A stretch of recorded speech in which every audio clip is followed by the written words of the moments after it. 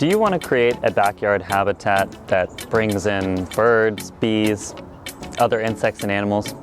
Well, I totally get that. Backyard habitats are wonderful for animals, but they're also good for plants. They can reduce the risk of diseases spreading throughout the garden. Not to mention they're good for people, because we get to enjoy them and observe nature closely. And just to be clear, you don't have to have a backyard even to have a backyard habitat. You can garden along the fence line at a community garden, or even just a container on a balcony is a good place to start. The wonderful thing about a backyard habitat, though, is we get to create it.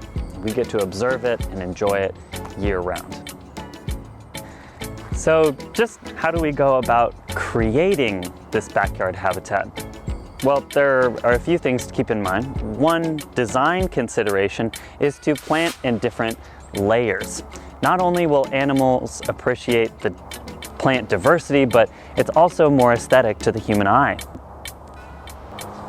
Start out by devoting about 10% of your planting palette to taller shrubs and perennials with really cool shapes and things that are going to give year-round interest, such as this red twig dogwood.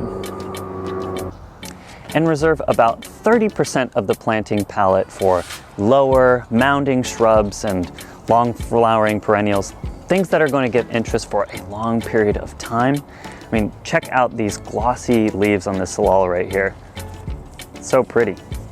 Sprinkle in about 10% of these seasonal fillers, or plants that aren't going to live all that long, but they go a long way to fill in the different gaps in the garden.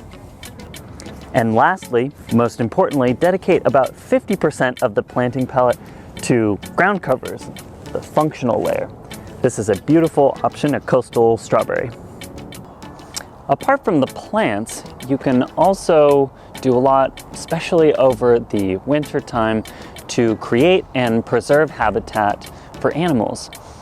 You can do this a bunch of different ways. You can pile up leaves, you can leave your bunch grasses unpruned until the early springtime, and of course you can also start a compost heap.